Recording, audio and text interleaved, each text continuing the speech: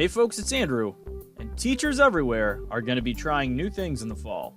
So let's talk about onboarding. It's almost as if she doesn't know anything about computers. What?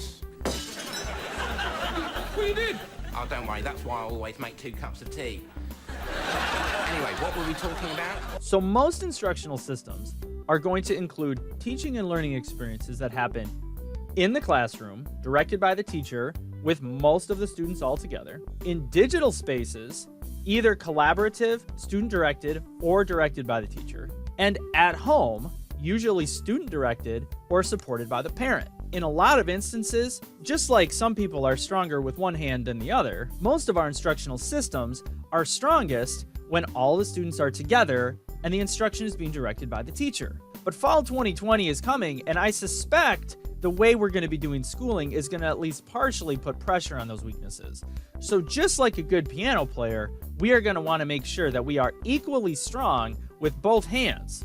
And that means preparing our students and families for the rigors of what teaching and learning is going to look like. All right, so let's take Google Classroom as an example. So you may think to yourself, I am going to do Google Classroom, and that's one thing I'm going to try. But what's important to remember is that Google Classroom is not one thing. It's many things. Can the students get to Google Classroom on the device they're going to be using in school and the device they're going to be using at home? What are the different things you're going to ask them to do? Go to a new tab and come back, input text, upload a picture? Are you going to be bringing in other outside websites?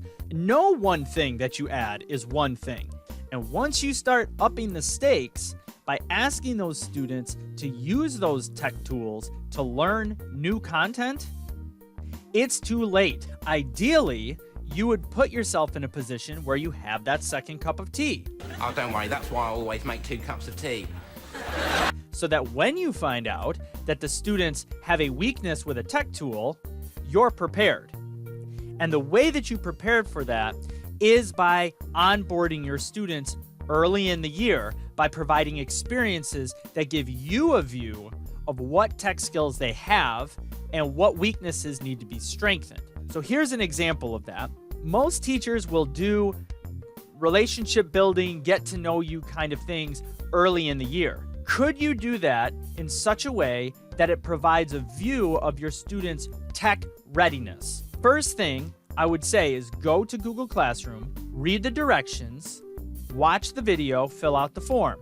If you have questions, here's my email, and I want this done Sunday by 5 p.m. Based on how my students handle that assignment, I will know that they can access Google Classroom, watch a video with some comprehension, because the form includes some follow-up questions regarding the content in the video, complete a Google form, and can do that with a delayed due date.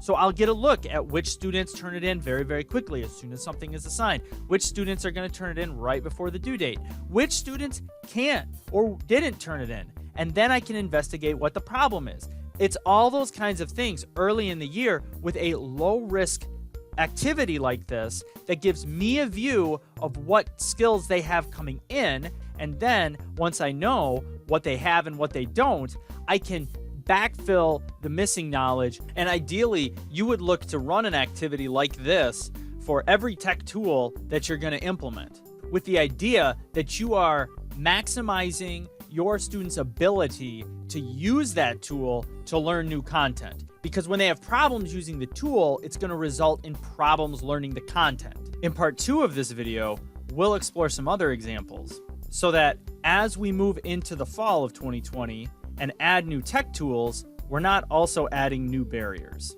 Because ideally, when we switch back and forth between face-to-face teaching and learning and digital teaching and learning, we should see no drop-off in the student's ability to achieve at a high level.